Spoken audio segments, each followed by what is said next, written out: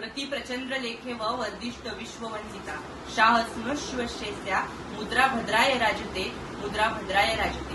नमस्कार, मी कुमार राज अभय घोलप, गाव धसई, तालुका मुरबाड, जिल्हा ठाणे व महात्मा गांधी विद्यालय व कनिष्ठ महाविद्यालय धसई या विद्यालयात इयत्ता 11वी शिकत। आज कोण होणार महाराष्ट्राचा महावक्ता या राज्यस्तरीय ऑनलाईन वक्तृत्व स्पर्धेत भाषणाचा विषय मांडतो छत्रपती शिवाजी महाराज।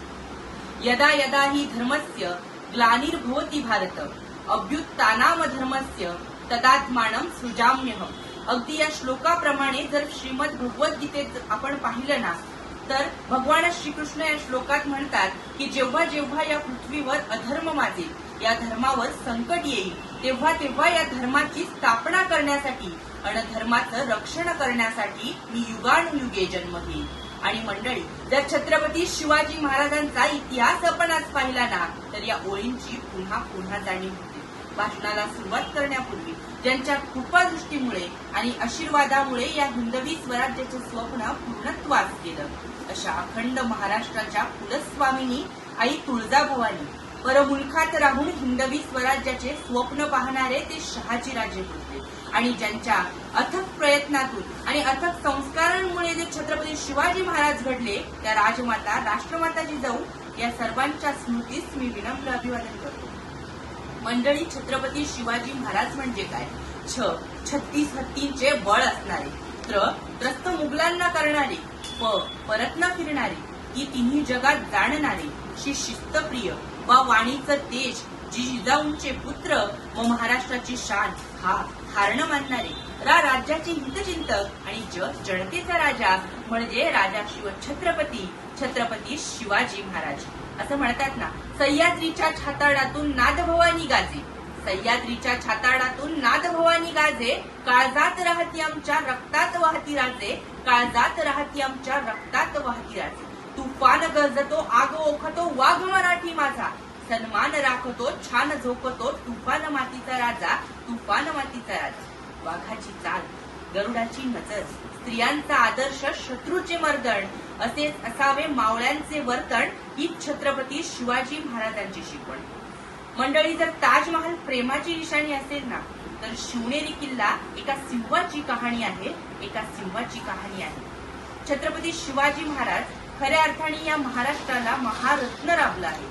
छत्रपती शिवाजी महाराजांनी अवघी स्वराज्याची स्थापना केली आणि म्हणाले ही हिंदवी स्वराज्य व्हावे ही तर स्त्रींची इच्छा आहे।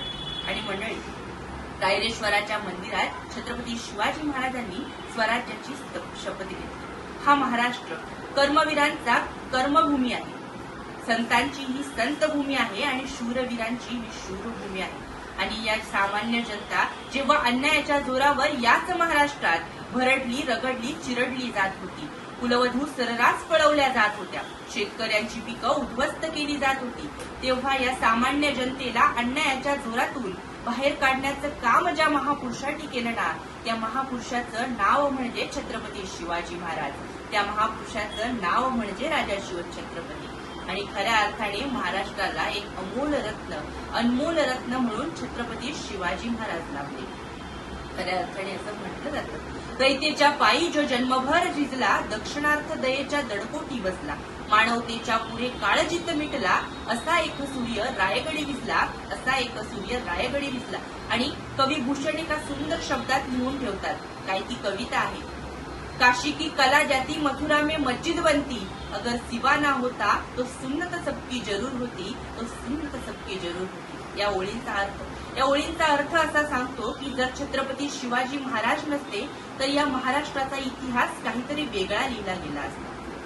काशी सारख्या पवित्र हिंदू धर्मस्थळावर मस्जिदी उभारल्या गेल्या असत्या, कला उद्ध्वस्त केल्या असत्या आणि हिंदू धर्माचा नाश झाला असता।